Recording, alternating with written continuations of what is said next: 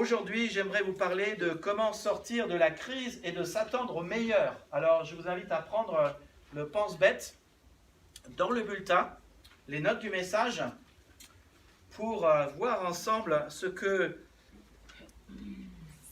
la Bible nous dit sur comment sortir d'une crise et nous attendre au meilleur.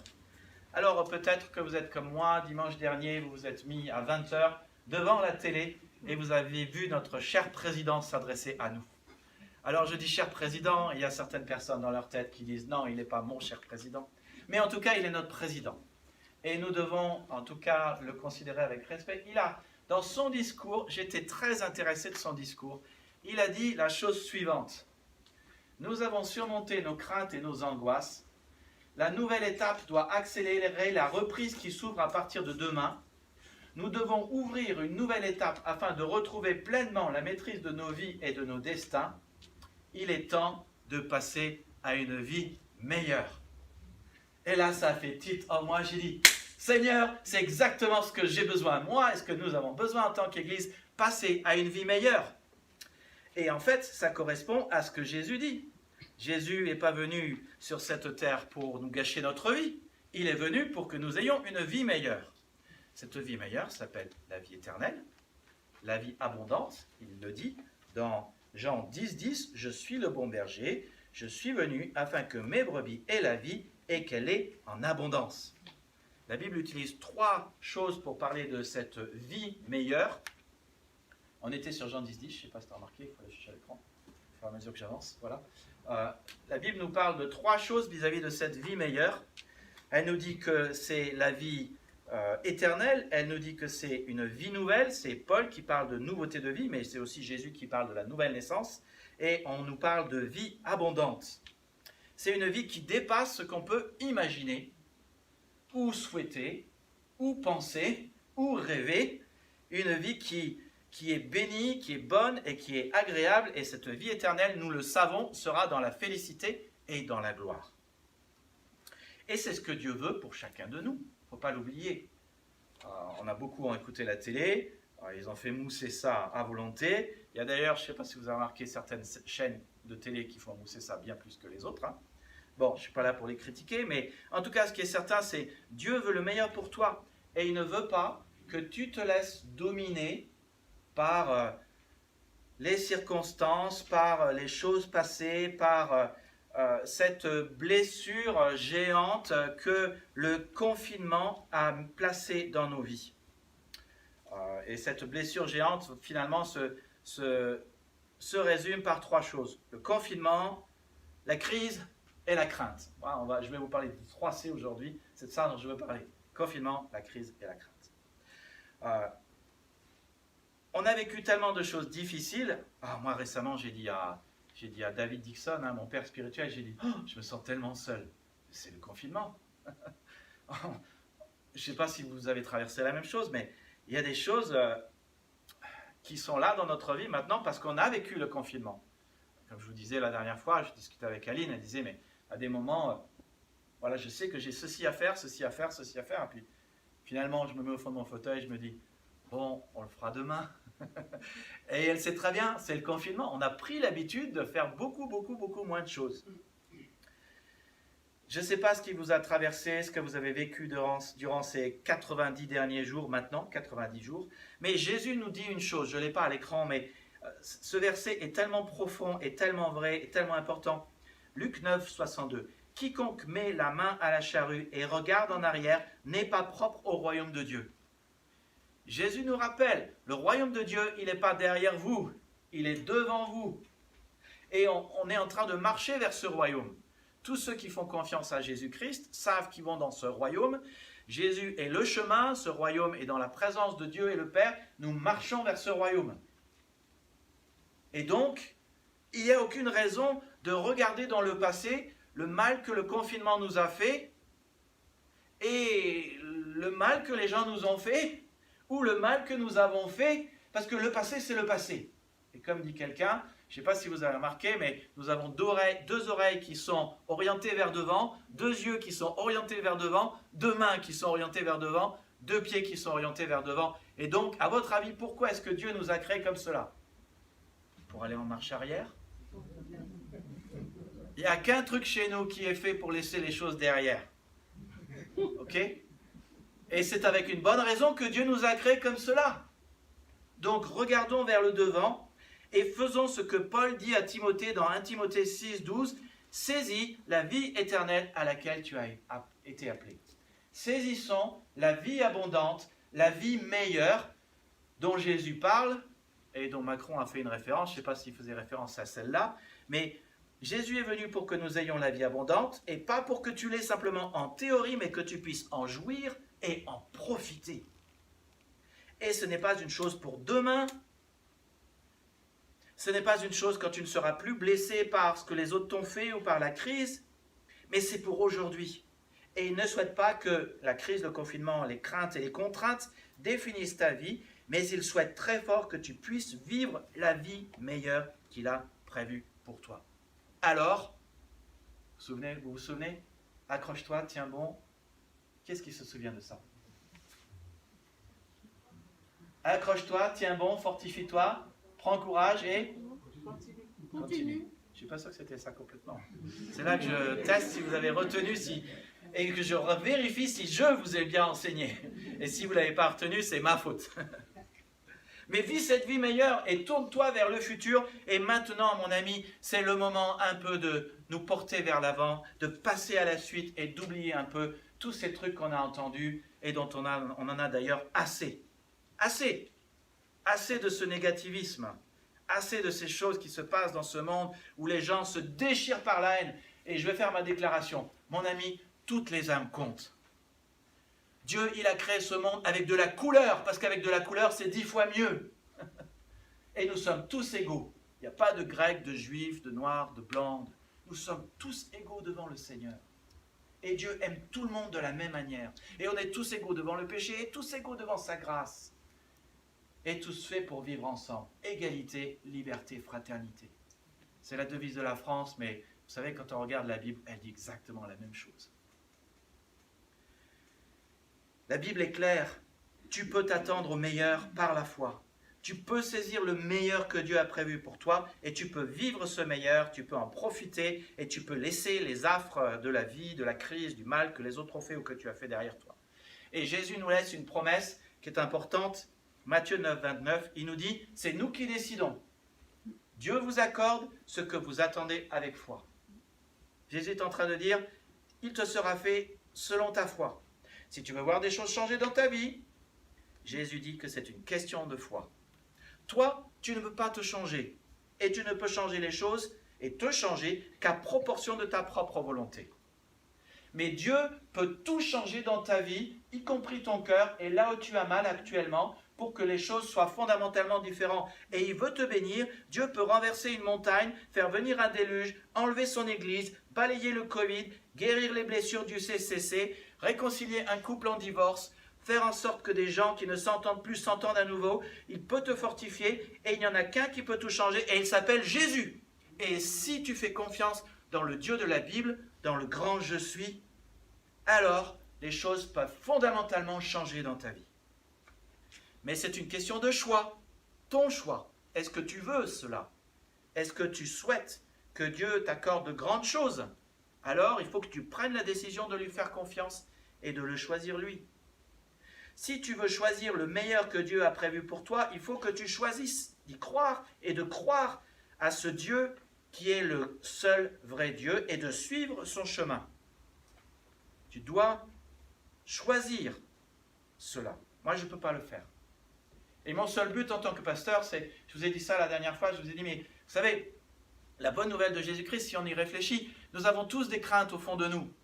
Mais Dieu nous dit, ne crains pas, je suis avec toi, je viens à ton secours, je te fortifie. Et nous avons des peurs, mais Jésus vient à nous au moment où nous sommes dans notre crise et dit, prends courage, je suis le grand je suis, ne sois pas effrayé. Et nous avons des fautes, mais Dieu nous dit que tous ceux qui croient en Jésus-Christ ne sont plus sous la condamnation. Et ils ont le pardon des péchés. Et nous avons de l'inquiétude, mais Dieu nous dit, ne crains pas, car je suis avec toi, et je suis même avec toi dans le chemin de la mort.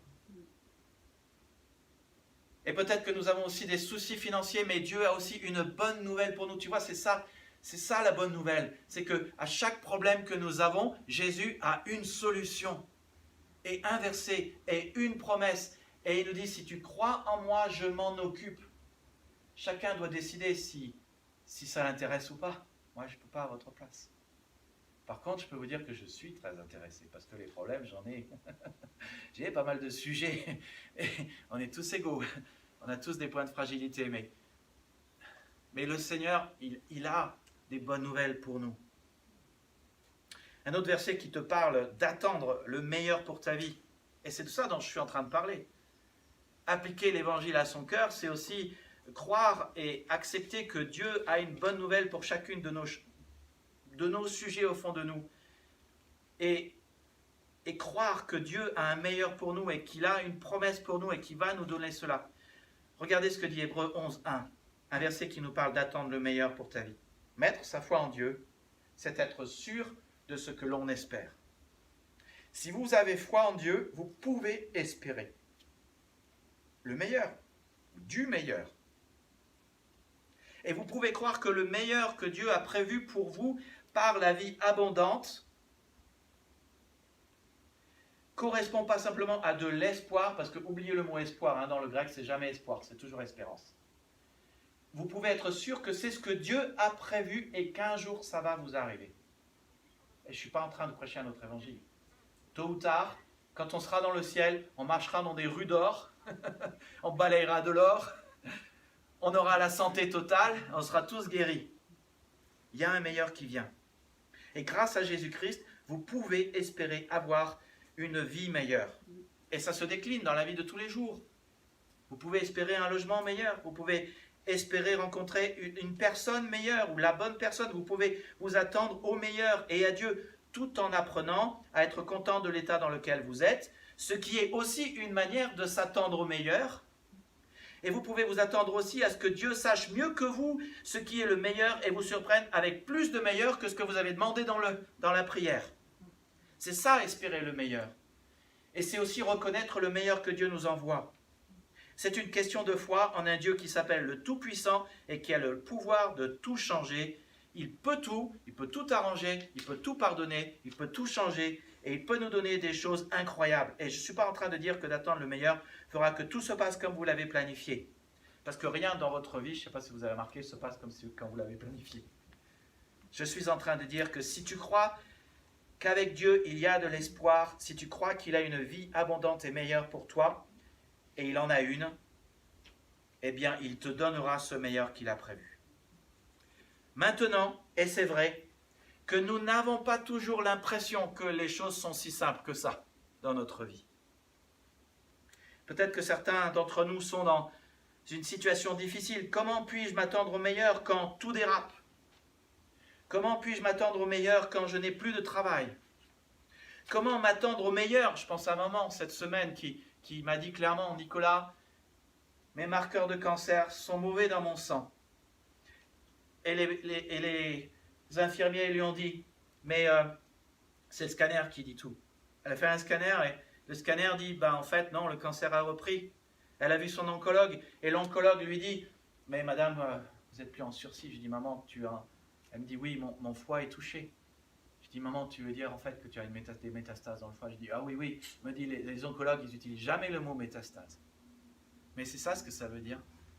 Et je lui dis, en fait, c'est la fin. Elle dit, ouais, c'est la fin. Et c'est ça le truc, c'est comment s'attendre au meilleur. Mais le meilleur, il est devant. Il est la gloire, la félicité. Lazare, qui a vécu une vie extrêmement difficile, il était devant le portail de ce riche, couvert d'ulcères, dans la souffrance. Mais quand il est arrivé dans le royaume de Dieu, il a été réconforté de tout ce qu'il a vécu sur cette terre. Comment nous attendre au meilleur quand ce que nous avons devant nous ressemble à quelque chose qui est tellement grand et tellement géant? Mes amis, je crois que c'est pour ça que Dieu nous a laissé ce fameux récit de David et Goliath. Voilà, c'était à peu près comme ça. Ok. Ah, j'aime bien cette image de David là, avec la fronde à gauche et Et Goliath avec, je crois, il a une boucle dans le nez, il me semble, hein, un truc comme ça. Mais est-ce que ce n'est pas une réflexion de comment est notre vie parfois? On a le Seigneur, on a confiance en lui, mais voilà, le truc qui est devant nous est juste énorme. Goliath, bon, je ne sais pas si ça ressort trop sur l'image, hein, mais il faisait 3 mètres de haut. Le matin, l'armée d'Israël s'avançait et l'autre armée ne se bougeait même plus. Ils restaient tranquilles à boire leur café. Et Goliath, il arrivait devant eux et il disait juste un mot. Bouh. Et tout le monde partait en courant. La peur au ventre, la trouille. Et Goliath disait, mais pourquoi vous partez? Réglons ça un à un. Désignez un homme qui va venir se battre contre moi et celui qui a gagné, comme ça au moins on ne va pas massacrer les deux armées et le combat individuel sera un combat national. Chacun partait et disait, ben, c'est une excellente idée, mais ça ne sera pas moi. Hein.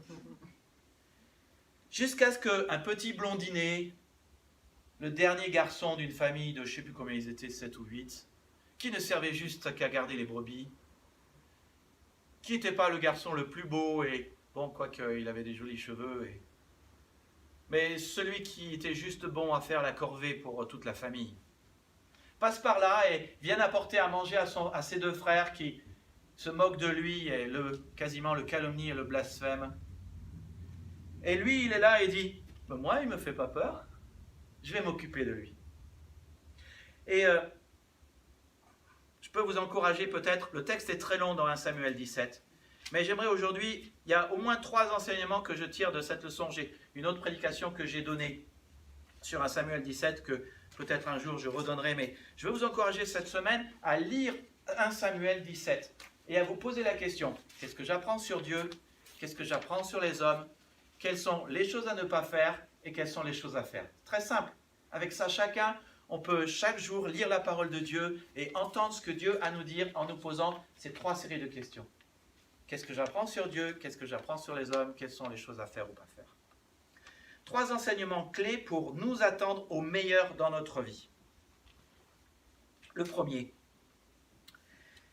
c'est quand je m'attends au meilleur, cela honore Dieu. Quand je m'attends au meilleur, cela honore Dieu. S'attendre au meilleur, c'est un acte de foi.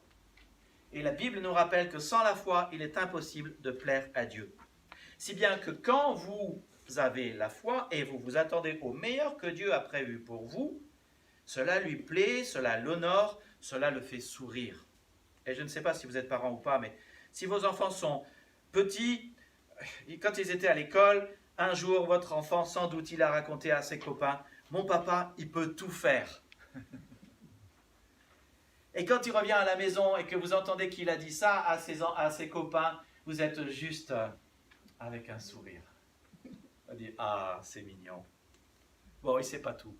Mais on se dit, ça nous fait plaisir. Et c'est la même chose avec Dieu. Quand Dieu voit que nous sommes convaincus qu'il peut tout faire, même les choses où nous sommes coincés, alors cela l'honore, cela lui plaît et cela le fait sourire. Et lorsque vous vous attendez au meilleur et que vous êtes convaincu qu'il peut tout faire et que vous avez votre foi en lui, cela montre que vous lui faites confiance. Et cela montre aussi ce que vous croyez à son sujet. J'explique. Si vous ne vous attendez à rien, cela montre assez fort que vous ne croirez rien ou que vous ne croirez rien, vous ne croyez rien sur Dieu ou que vous pensez que Dieu n'est rien. Tu vois le truc ? Si tu ne t'attends pas à Dieu, ça veut dire soit que tu ne crois pas, soit que tu crois que Dieu n'est rien ou qu'il peut rien pour toi. Si tu préfères rester avec les blessures de la crise, du confinement ou avec tes craintes, cela montre peut-être que tu ne crois en rien. Je dis peut-être, parfois les choses ne sont pas aussi simples, mais... ou que tu ne crois pas que Dieu puisse t'aider. Mais à l'inverse, si tu t'attends à quelque chose et tu envisages un changement par la foi dans ta vie, dans ta foi dans ce Dieu puissant, c'est que tu crois en Dieu et à ce qu'il a dit sur le meilleur qu'il a prévu pour toi. Et si vous vous attendez à de grandes choses, cela montre que tu es convaincu que tu as un grand Dieu. Mais si tu t'attends à des petites choses, tu es convaincu que tu as un petit Dieu. Voyez l'attitude de David. 1 Samuel 17, 46. Aujourd'hui même, le Seigneur te livrera à mon pouvoir. Je vais te tuer. J'ai oublié de vous prévenir, scène violente, ça peut choquer. Je vais te tuer et te couper la tête. Aujourd'hui même, je donnerai les cadavres des soldats philistins en nourriture aux oiseaux et aux bêtes sauvages. Alors tous les peuples sauront qu'Israël a un Dieu. Et tu peux voir exactement ici ce que je viens de dire. Il sait que son Dieu est capable.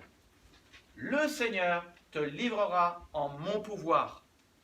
Ça passe par le fait qu'il va prendre les armes et il va se battre au nom de l'Éternel. Et ça passe par le fait qu'il sait que c'est l'Éternel qui dirige le combat. Et il sait que ça passe par la grandeur de Dieu. Dieu est grand et il va te livrer à mon pouvoir. Tu vois, le truc, c'est que nous voyons David qui faisait, allez, on va dire, je ne sais pas, il faut regarder si la Bible dit à quelle hauteur il était, David, mais il était probablement pas très grand, on va dire, disons 1,50 m. Et Goliath, il est 3 mètres. Et nous, on voit David, on voit Goliath, et c'est tout ce qu'on voit. Mais celui qui a la foi, il voit derrière Goliath un Dieu qui est beaucoup plus grand que Goliath. Si bien que même si Goliath fait un peu d'ombre, il sait que derrière, il y a le soleil de son Dieu. Donc il s'attend au meilleur. Et je reviens sur ce que je viens de dire juste il y a 2 minutes. C'est le moment de sortir de la crise et de s'attendre au meilleur que Dieu a prévu pour toi et de saisir la vie éternelle, la vie meilleure. C'est le moment. Si vous préférez rester avec les blessures de la crise, le confinement et les craintes, cela montre peut-être que tu ne crois pas que Dieu peut changer les choses ou que Dieu puisse t'aider. Mais si tu t'attends à quelque chose et si tu envisages un changement par ta foi dans ce Dieu puissant, c'est que tu crois en Dieu et à ce qu'il a dit sur le meilleur qu'il a prévu pour toi. Donc, quand tu t'attends au meilleur, cela honore Dieu. Deuxième enseignement qu'on peut tirer de 1 Samuel 17. Quand tu t'attends à Dieu pour le meilleur, cela augmente tes capacités. Quand tu t'attends à Dieu pour le meilleur, cela augmente tes capacités. Ça augmente tes forces. Cela te donne du courage. Cela te donne de l'assurance. Et tu as envie de foncer. Tu sais que Dieu est avec toi. Lorsque Saül ne croyait pas que David, ce petit jeune homme qui vient apporter à manger à ses grands frères, ne croyait pas que David pouvait combattre Goliath, il lui dit « Non, tu ne peux pas aller le combattre. Tu n'es qu'un enfant. » Alors qu'il est un soldat depuis sa jeunesse. « Majesté, reprit David, quand je garde les moutons de mon père, si un lion ou un ours vient et emporte un mouton du troupeau, je le poursuis, je le frappe, j'arrache la victime de sa gueule. S'il se dresse contre moi, je le saisis à la gorge et je le frappe à la mort. C'est ainsi que j'ai tué des lions et des ours. Eh bien, je ferai subir le même sort à ce Philistin païen, puisqu'il a insulté l'armée du Dieu vivant. Le Seigneur, qui m'a protégé des griffes du lion et de l'ours, saura aussi me protéger des attaques de ce Philistin. » David, contrairement aux apparences, n'a pas tué le lion ou l'ours par lui-même. Il comptait sur Dieu et il le dit. Le Seigneur m'a protégé des griffes du lion. Je crois que la seconde traduit différemment. Je n'ai pas regardé le mot dans l'hébreu, mais je crois que dans la Bible, le second, c'est « Le Seigneur qui m'a délivré des griffes du lion et des pattes de l'ours me délivrera aussi de ce Philistin. » Il sait que c'est le Seigneur qui lui a permis de faire cela.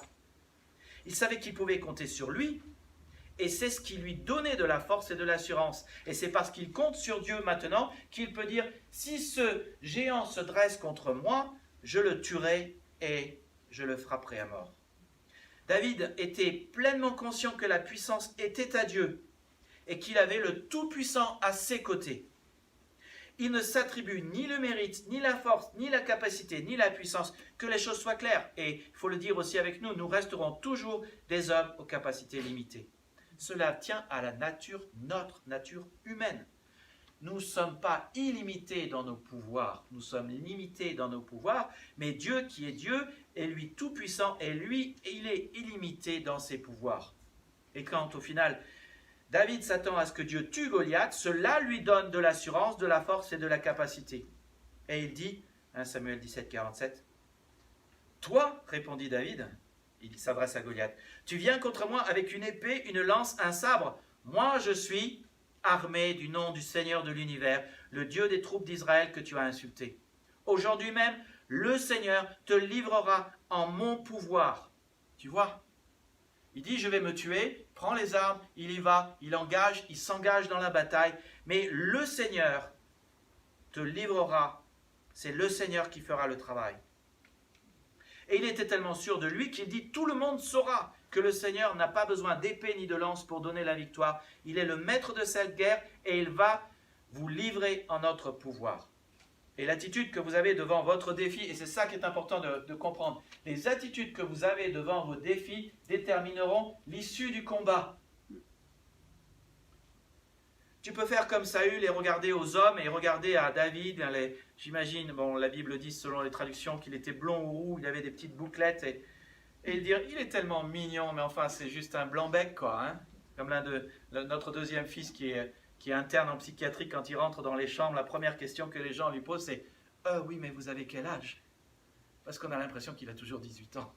Oh, il a grandi depuis, il en a 25, mais voilà, Saül regarde à David et dit mais non, tu es tellement faible, tu n'y arriveras jamais. Tu peux faire comme Saül à regarder les hommes, ou tu peux faire comme David et t'attendre à Dieu, ce qui est de la foi et ce qui l'honore. Et finalement, ce à quoi il croit va arriver. T'attendre à Dieu et regarder à Dieu te remplira d'assurance, de force, de courage et de capacité. Et le truc, c'est donc ne laisse pas la grandeur de tes problèmes déterminer si une chose va arriver ou pas. Laisse la grandeur de ton Dieu déterminer les choses qui vont arriver. Ça, c'est la clé. Je regarde la situation politique dans la région. Hein. Le maire de Noisiel nous a reçus. Il a essayé, soi-disant, de faire des efforts, mais il n'avait pas vraiment de solution pour qu'on puisse avoir un bâtiment. Et je me dis, mais est-ce qu'un jour on va y arriver?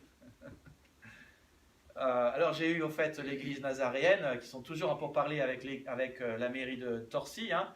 Et donc ils devaient rajouter des pièces au dossier. Bon, finalement, le confinement est passé par là, ça ne s'est pas fait. Mais la banque n'est pas tombée à l'eau. On pourrait dire, humainement parlant, c'est compliqué. On a vécu ça avec l'église de Champs autrefois, c'était compliqué.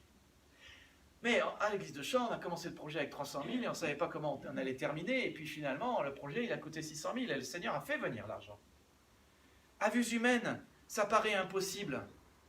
Mais justement,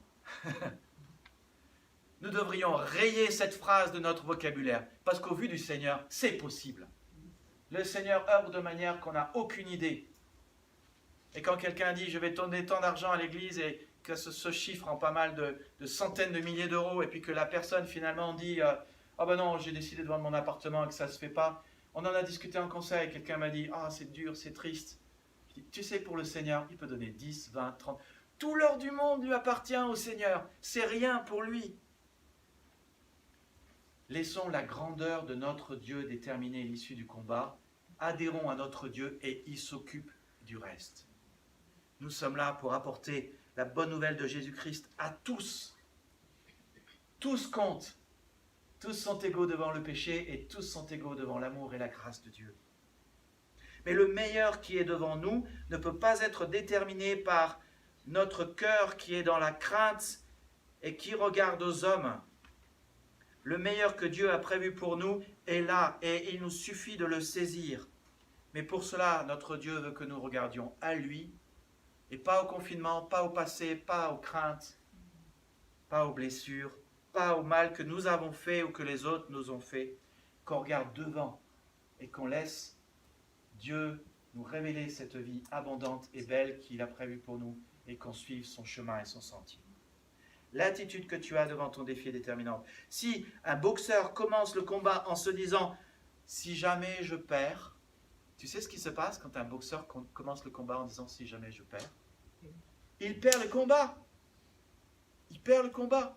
Je pense à ce film où Eric Liddell, il est coureur de 400 mètres et il regarde son camarade et à un moment, il est là, il est en train de gagner et il tourne une fraction de seconde, le regard derrière pour voir où est son ami. Et il a perdu rien que parce qu'il ne regardait plus devant. Une des choses fondamentales que nous apprenons dans la Bible, c'est que si nous voulons gagner, nous devons vouloir gagner. Et pas même avoir l'once d'un doute que nous avons un Dieu qui nous donnera de gagner. et c'est lui qui nous donne de gagner ses victoires.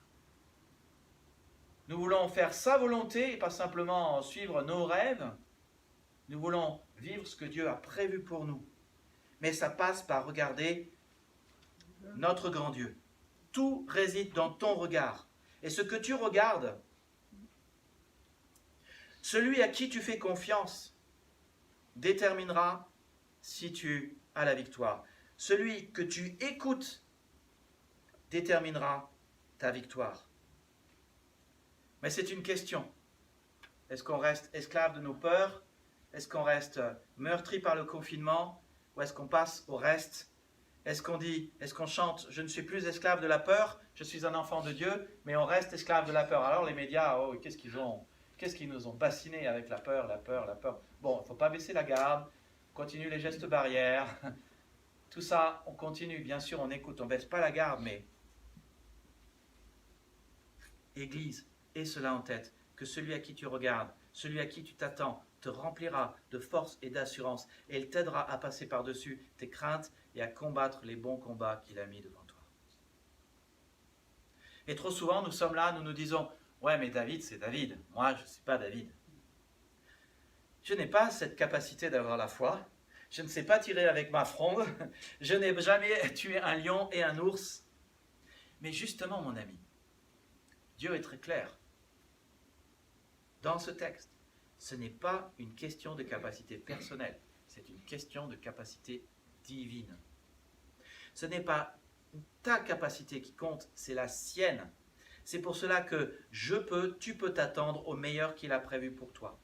Et ce n'est pas non plus une question de montant de foi. Parfois les gens me disent « Oh là là, tu as une grande foi ».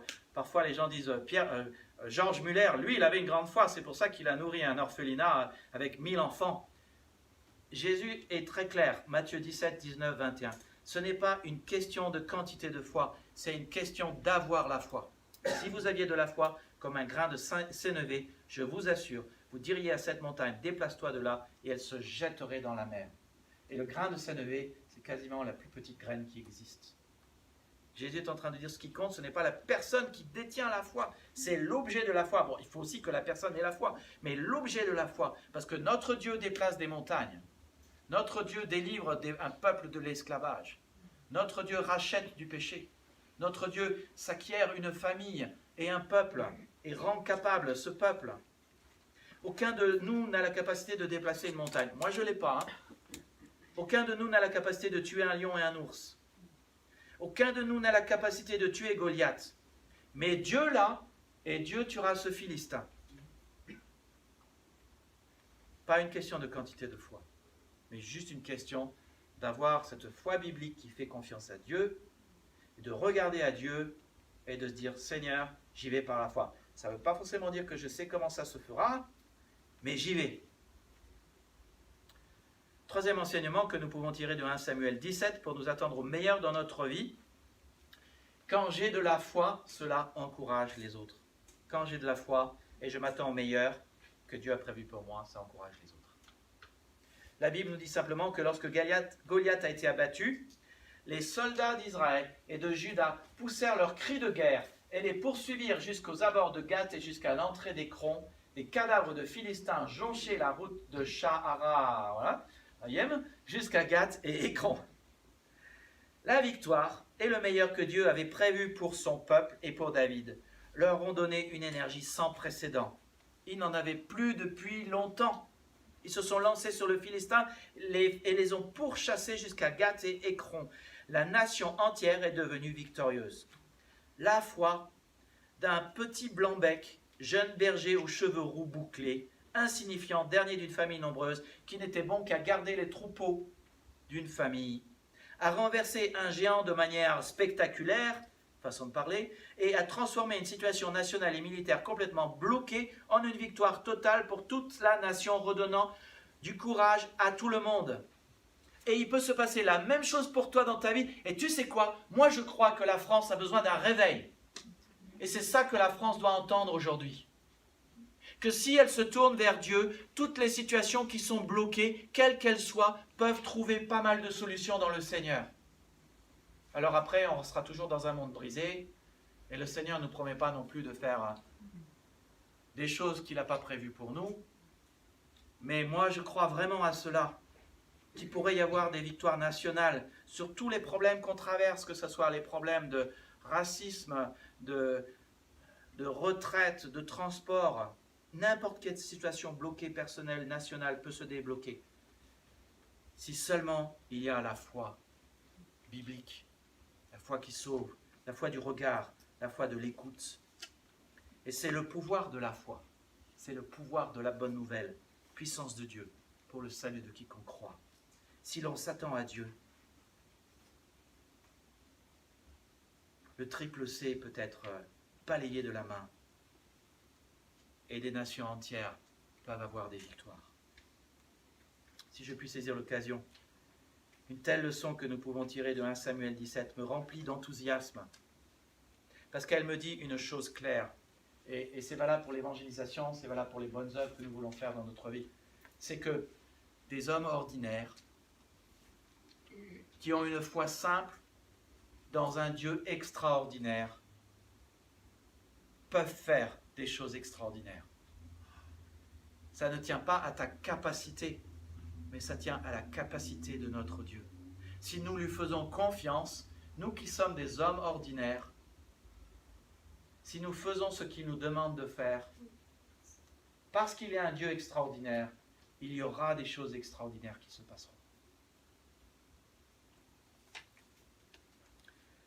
Donc je résume, lorsque vous vous attendez à Dieu pour le meilleur qu'il a prévu pour vous, cela l'honore, cela augmente vos capacités et cela encourage les autres. Maintenant, la question est de savoir comment pouvons-nous nous attendre au meilleur. Certains aujourd'hui, qu'ils soient parmi nous ou pas, pensent qu'une telle chose n'est pas toujours possible. Seigneur, Nicolas, parfois ils me disent, ou parfois ils disent ça au Seigneur aussi, tu ne sais pas ce que je traverse. Moi, je ne suis pas le Seigneur. Parfois ils me disent ça. Tu ne sais pas à quel point c'est difficile, à quel point c'est douloureux, à quel point c'est impossible, à quel point je suis découragé, à quel point j'ai mal, à quel point j'ai peur. Et c'est vrai, je ne le sais pas. À ma décharge, je dois dire que vous ne savez pas les peurs que j'ai dû affronter dans ma vie. Et oui, vous ne le savez vraiment pas. Parfois, la peur était si grande dans ma vie qu'elle était comme un véritable géant et un véritable Goliath. Tellement grand que parfois, quand je rencontrais des chiens, il fallait même que je donne la main à Priscille pour être sûr de ne pas avoir peur. Parce que j'ai été attaqué par des chiens il y a 20 ans de cela, 25 ans.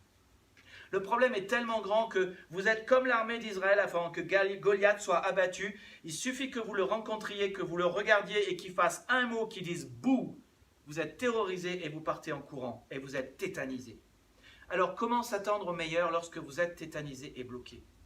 Eh bien, vous pouvez faire ces 4 choses simples que David faisait et qui lui ont donné de l'assurance. Si vous faites ces choses, vous aurez une attitude positive devant la vie. Et vous pourrez vous attendre au meilleur. Et nous pouvons en prendre connaissance dans un livre que David a écrit et qui s'appelle Les Psaumes. Alors, j'ai failli en rajouter, je me suis dit, je vais rester simple. J'ai toujours plein de choses à dire. Souhaitez-vous être plus optimiste? Souhaitez-vous vous attendre à la vie meilleure que Dieu a prévue pour vous? Il faut mettre ces choses qui sont dans les psaumes en pratique. La première, très simple, pour abattre votre géant, pour passer au meilleur que Dieu a prévu pour vous. Vous devez vous mettre sur la fréquence divine. Je me mets sur la fréquence divine. Commencez votre journée avec Dieu. Je l'ai dit, je le redirai encore. Mais vraiment, cela vous rendra plus positif. Vous serez plus optimiste et ça fera de vous une personne connue pour son positivisme et pour sa foi. Et c'était le secret de l'optimisme de David. Psaume 5, verset 4. Dès le matin, Seigneur, entends-moi. Dès le matin, je me prépare à être reçu chez toi et j'attends. Comment David fait-il pour s'attendre à Dieu et au meilleur? Il commence sa journée avec Dieu. Avant même qu'il parle à quelqu'un d'autre, avant même qu'il écoute les nouvelles ou lise quoi que ce soit d'autre, il parlait avec Dieu. Cela a développé sa foi et a fait qu'il s'attendait à de bonnes choses parce que Dieu est bon et sa miséricorde durera toujours. Certains parmi nous savent qu'ils sont naturellement pessimistes et négatifs. Et vous pouvez vous identifier à cette histoire que j'ai déjà racontée une fois, mais bourriquet, Vous savez qui est Bourriquet? Bourriquet se tient debout et se regarde dans l'eau. Et il fait comme ça. Pathétique, dit-il. C'est ce que je suis. Tout simplement pathétique. Il fait demi-tour, abattu, marchant lentement, descendant le cours d'eau. Il traverse en sautant maladroitement le cours d'eau. Puis il remonte le cours d'eau de l'autre côté.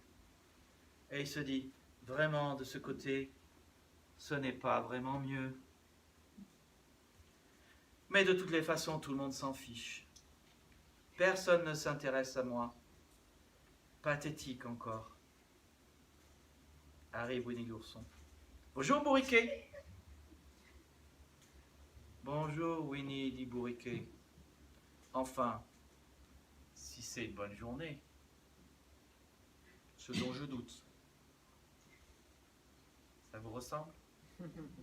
En général, certains d'entre nous sont des positifs et d'autres sont des négatifs. Comme je disais dans certains messages, il y a ceux qui se lèvent le matin en disant « Bonjour Seigneur !» et d'autres qui disent « Seigneur, bonjour !» Hein? Ceux qui sont le matin négatifs. Vous ne vous attendez pas au meilleur le matin. Et vous ne vous levez pas ce matin-là avec une grande foi. Et vous ne ressentez pas que Dieu veut faire de grandes choses pour vous. Ça n'empêche pas Dieu de vouloir faire de grandes choses pour vous, même si vous êtes négatif. Mais vous ne les attendez pas. Alors, quelques suggestions simples. Vous savez qu'on est une église pratico-pratique. Quelques suggestions simples pour que vous soyez moins négatif. D'abord, très simple, hyper pratique. Allez au lit. C'est simple. Pas besoin d'être intelligent pour comprendre cela. Quand on est fatigué, c'est que vous êtes négatif. Si vous avez besoin d'un réveil le matin pour vous réveiller, c'est la preuve que vous ne dormez pas assez. Mais oui. Il faut que vous vous posiez votre question, la question de l'équilibre de votre vie. De combien d'heures de sommeil vous avez besoin? Et si vous savez que pour commencer votre journée, vous devez vous lever à 6 heures, il y a des courageuses parmi nous qui font cela. Peut-être il y a des courageux qui font cela parmi nous, mais si vous savez que vous devez vous lever à 6 heures pour bien commencer votre journée, avoir un temps avec le Seigneur, et qu'il vous faut, on va dire, 7h30 de sommeil, vous savez que minuit, c'est déjà trop tard. Alors dans ce cas-là, il faut aller au lit à 6h du matin, moins 7h30, ce qui est aux alentours de 10h30, 10h. Et organisez votre soirée différemment. Parce qu'un esprit négatif, c'est un esprit qui ne s'attend pas au meilleur. Et quand on ne s'attend pas au meilleur, ce n'est pas toujours le meilleur qui vient dans notre vie. Donc, allez au lit. Et ça demande de la discipline et ça demande de l'organisation. Je dis cela, je sais qu'il y a des personnes qui n'ont pas besoin que je les convainque. Je sais que nos enfants, je leur ai souvent dit, on a quasiment plus personne à la maison, mais je leur ai souvent dit, si vous voulez arriver à vous lever le matin, il faut arriver à vous coucher le soir. Deuxièmement, deuxième chose importante, le matin, ne vous branchez pas à l'actualité. N'allumez pas la télé, ne consultez pas votre téléphone, les actualités, votre courriel ou Google Actualités. C'est une très mauvaise idée. Si vous le faites, ne cherchez pas pourquoi vous êtes négatif. Parce que la télé ne vous dit pas « Bonjour, aujourd'hui c'est une bonne journée ». En tout cas, pas en France. Ça, on voit ça dans les films américains. Mais en France, on vous dit « Aujourd'hui, c'est une mauvaise journée ». Voilà les 5 catastrophes qui se sont passées hier et les 10 qui se sont passées avant-hier. Dans la nuit, une fois je me suis amusé, j'ai noté. La nuit dernière, un immeuble a flambé, une femme a été violée, un juge libertin a proposé des relations sexuelles avec sa femme ou sa fille cette semaine. Incroyable. Un homme a été tué et un homme a été décapité. Et le Covid a encore fait des morts, l'économie se casse la figure. Et je vous assure, bien plus. Là, je n'ai pas dit. Si vous faites le bilan de tout ce qui s'est passé l'année dernière, c'est juste catastrophique. Je vous assure, les nouvelles de la télé ne sont pas la bonne nouvelle de Jésus-Christ. Ce sont les mauvaises nouvelles du monde. Et si vous voulez que vous attendre au meilleur, commencez par regarder les choses positives que Dieu a prévues pour vous. Parlez-lui. Les nouvelles vous diront, aujourd'hui c'est une mauvaise journée. Mais Dieu vous dira, aujourd'hui, ma miséricorde, ma compassion et ma bonté pour toi ne s'arrêtent pas. Et c'est la troisième chose. Allez au lit plus tôt, n'allumez pas les actualités. Commencez la journée par la bonne nouvelle de notre Dieu. Faites votre culte, branchez-vous sur Dieu. C'est de ça dont Jésus parle quand il dit « demeurez en moi ». Commencez par l'amour de votre vie. Commencez par celui dont vous êtes amoureux, Jésus. Parce qu'on est bien d'accord, hein, entre lui et vous, c'est une histoire d'amour profonde. Tellement profonde que les clous ont traversé sa main. Et que la lance est allée jusqu'à traverser son cœur. Voilà un verset que je me récite souvent quand je me réveille le matin. Et un verset qui me donne beaucoup de joie et d'espérance. Lamentation 3, 21, 24, Priscille l'a lu dans une autre version tout à l'heure. Voilà ce que je veux repasser en mon cœur et ce qui me donnera de l'espérance. C'est que les bontés de l'Éternel ne sont pas épuisées. Ses compassions ne sont pas à leur terme. Elles se renouvellent chaque matin. L'Éternel est mon partage, dit mon âme. C'est pourquoi je veux espérer en lui. Mon ami, apprends ce verset par cœur. Récite-le le matin. Si tu es négatif, le positif de Dieu va remplacer ton négativisme. Toutes les études montrent que votre humeur de la journée est déterminée par les 10 premières minutes de ta journée. Mais là aussi, c'est une question de choix. C'est à toi de choisir et ce que tu fais, les 10 premières minutes de ta journée vont te programmer pour le reste. À toi de décider si tu veux entendre du positif, la bonne nouvelle, le meilleur que Dieu a prévu pour toi, ou du négatif et les mauvaises nouvelles de ce monde. C'est toi qui décides. C'est toi qui choisis qui tu écoutes et c'est toi qui décides à quel point tu es heureux. Parce qu'on est aussi heureux qu'on décide de l'être. Paul a dit, j'ai appris à être content de l'état dans lequel je me trouve. Comment est-ce qu'il a appris? Au contact de Dieu. Plus on est au contact de notre Dieu bon, plus on est bien. Deuxièmement, pensez aux promesses de Dieu tout au long de la journée. Pensez aux promesses de Dieu tout au long de la journée. C'est le deuxième secret de David pour être optimiste. Et la Bible nous dit qu'il pratiquait cela dans les temps difficiles. Il s'accrochait aux promesses de Dieu et il revendiquait que Dieu accomplisse ses promesses. Alors vous l'appelez comme vous voulez, ça n'a pas d'importance. Vous réclamez les promesses de Dieu, vous clamez les promesses de Dieu, vous déclarez les promesses de Dieu. Souviens-toi de ta parole en faveur de ton serviteur. C'est ma consolation dans mon malheur, car ta promesse me fait vivre. Amen.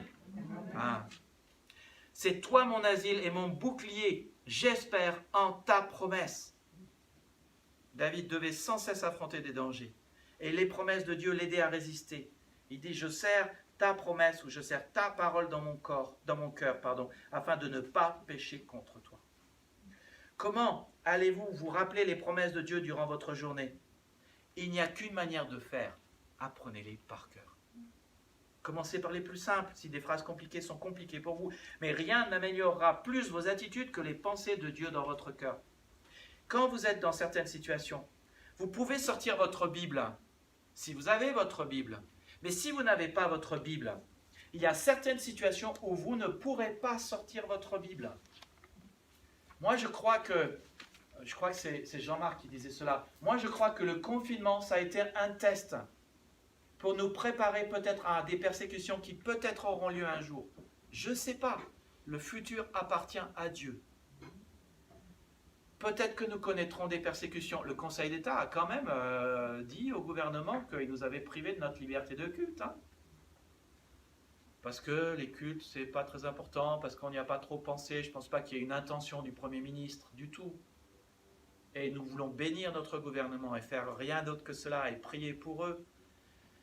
Mais je crois que nous avons vécu des temps pour nous préparer à la persécution. Et peut-être que pendant la persécution, dans notre cellule, je ne sais pas ce qui se passera, mais peut-être qu'il y a un jour où nous n'aurons pas de Bible.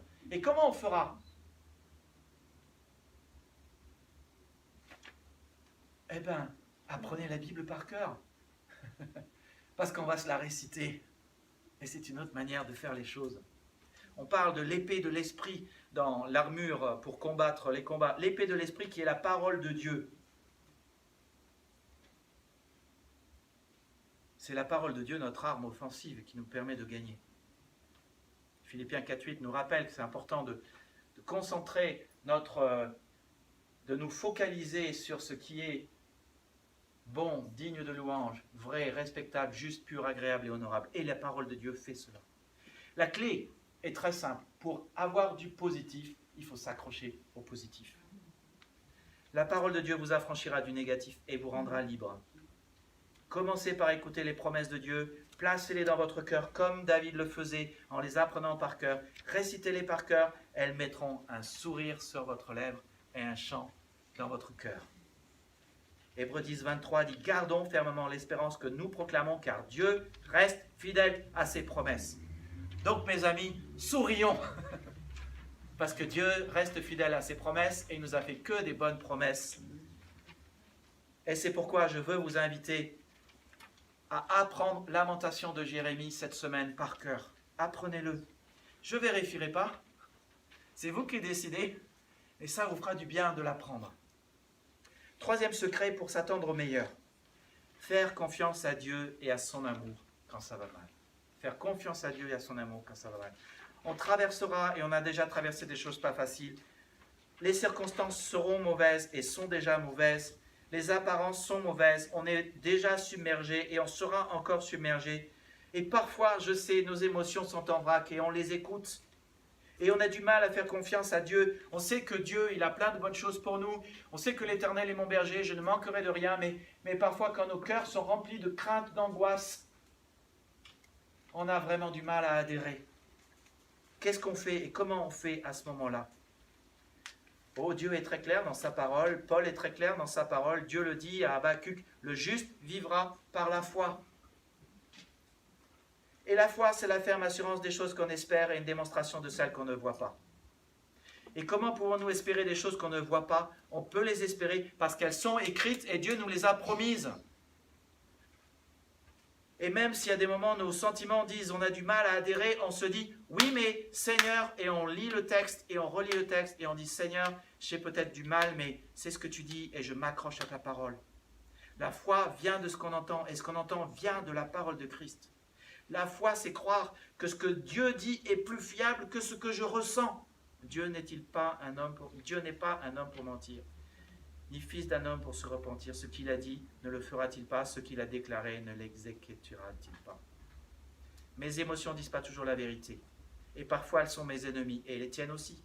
Mais Dieu nous a créés avec des émotions qui parfois nous jouent des tours, mais il nous a donné sa parole pour que nous ayons un point d'ancrage à la vie meilleure qu'il a prévue pour nous. Et David regardait à Dieu et à qui Dieu était. Il savait que Dieu était bon et cela lui donnait du courage et de la confiance. Et parfois, il voyait ce grand écart que son âme faisait avec le plan de Dieu. Et finalement, il disait, et je vous encourage à cela, si vos angoisses, vos peurs sont trop fortes, apportez-les à Dieu, comme il fait dans le psaume 42, 12. À quoi bon me désoler? À quoi bon me plaindre de mon sort? Mieux vous espérer en Dieu et le louer à nouveau, lui mon sauveur et mon Dieu. Il apporte sa désolation, il apporte ses plaintes, il apporte sa misère au Seigneur. Mais notez ce qu'il dit, il a plein de raisons de s'apitoyer sur lui-même, mais il a une alternative. Dieu n'a pas fini de l'aimer, Dieu n'a pas fini d'être bon avec toi, Dieu n'a pas fini de déverser ses bontés sur ta vie, et donc tu peux espérer, et tu peux t'attendre à du meilleur, faire confiance. Comment faites-vous quand vous passez des moments difficiles? C'est toujours une bonne chose de commencer à se souvenir de ce que Dieu a fait dans votre vie. Faites exactement comme David a fait. En face du géant, Goliath, il dit « L'Éternel m'a délivré de la patte de l'ours et de la griffe du lion. » Ou l'inverse, vous comprenez l'idée. Il passe dans son cœur ce que Dieu a déjà fait pour lui. Ça lui permet de savoir qui est Dieu. Et ça lui permet après de me dire, mais Dieu n'a pas changé, il est le même hier, aujourd'hui et éternellement, et ce qu'il a fait hier, il peut le refaire demain. Ça vaut pour tout dans notre vie. Dieu est le Dieu des deuxième, troisième, quatrième commencements. S'il y a des choses qu'on rate, nous pouvons recommencer avec lui. On peut à tout moment lui demander pardon, s'agenouiller devant lui, et lui dire, Seigneur, j'ai des fragilités, mais j'ai besoin de cela. Ce qui s'est passé avec l'église de Champs et le bâtiment peut exactement se passer de la même manière pour notre nouveau bâtiment. Des miracles, c'est Dieu qui agit. et il est plus fort. Lorsque vous vous attendez à Dieu et que vous regardez ce qu'il a fait pour vous dans le passé, cela montre sa fidélité et son amour pour vous. Cela vous montre son caractère. Ça vous dit qu'il peut encore le refaire. Et parfois on est là, je ne sais pas si ça vous arrive de dire, mais il y a ça et ça qui se passe dans ma vie, mais comment je vais faire? Et on a juste oublié tous les trucs que Dieu a fait qui sont énormes depuis des années et des années et des années. Mais quand on commence à regarder toutes les choses énormes que Dieu a fait, je vous ai parlé la dernière fois de comment on est rentré dans la maison où nous sommes actuellement, mais quand on regarde toutes les choses énormes que Dieu a fait, on se dit alors, ah mais Dieu peut refaire des choses énormes comme ça. Et ça donne du courage. Et quatrième clé pour vous attendre au meilleur, parlez avec d'autres croyants. C'est simple, mais parlez avec d'autres croyants. C'est simple et évident. David s'entourait de gens fidèles et positifs. On lit plusieurs fois dans les livres historiques de l'Ancien Testament que David s'était entouré d'une équipe.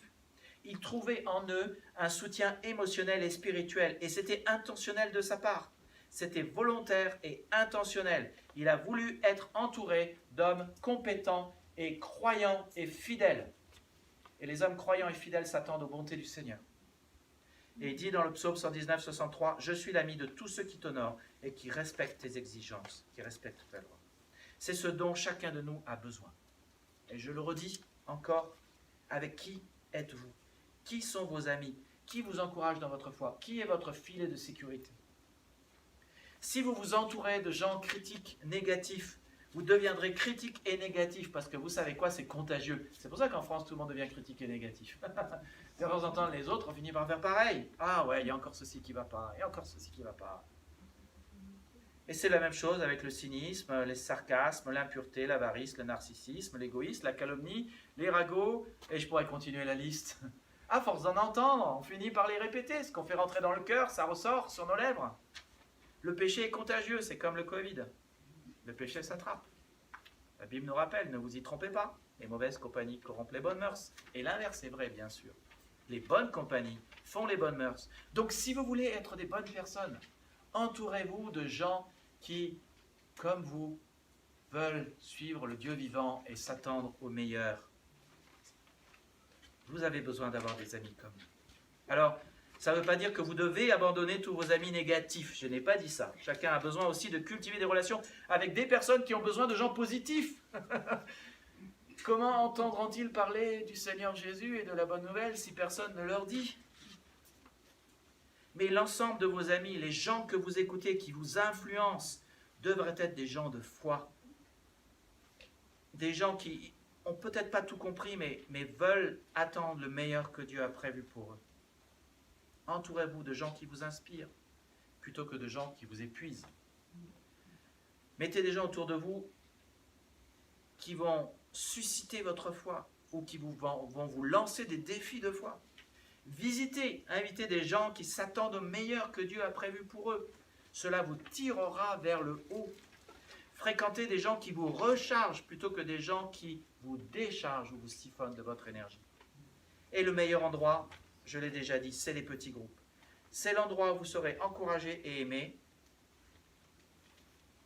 Ils se réunissent encore cette semaine. Tous les petits groupes, j'espère, se sont réunis en vrai cette semaine. Oui. Est-ce qu'il y a des groupes qui sont restés au numérique? Personne n'ose lever la main. Hein? Vous avez raison. Il ne faut pas oser continuer à faire ça. En vrai, c'est mieux. Mais vraiment, en vrai, c'est mieux. Je vais vous inviter, en redisant ce dernier verset, vous inviter vraiment à passer à la suite maintenant. Tournons la page. À la fois comme notre président a dit et notre bon Seigneur, bon berger Jésus-Christ a dit. Il est venu pour nous donner une vie meilleure. Le royaume de Dieu est devant nous. Nous ne pouvons pas mettre la main à la charrue et regarder derrière.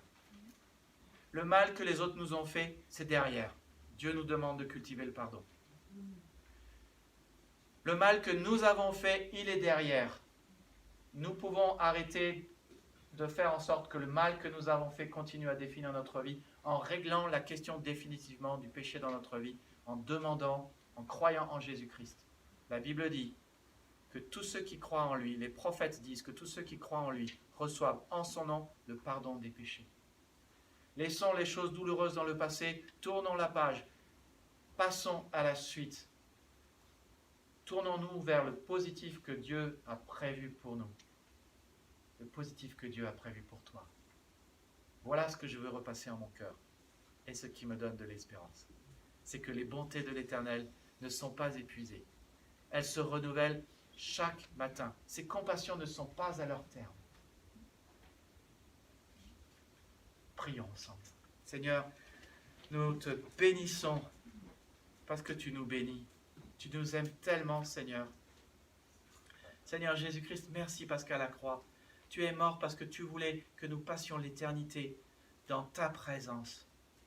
Tu as payé pour tous nos péchés, pour que nos péchés soient pardonnés, pour nous donner cette vie éternelle, nouvelle et abondante. Seigneur, c'est une vie pleine de surprises. Mais nous voulons, Seigneur, nous attendre à toi, nous attendre au meilleur que tu as prévu pour nous et nous attendre à toi, qui est le seul vrai Dieu, qui est le Dieu meilleur. Seigneur, tu es 1000 fois meilleur que les autres dieux qui existent ou existeraient avec un petit d. Nous te louons pour cela. Aide-nous simplement, Seigneur, chaque jour, à ne pas écouter les mauvaises nouvelles de ce monde, mais écouter ta bonne nouvelle.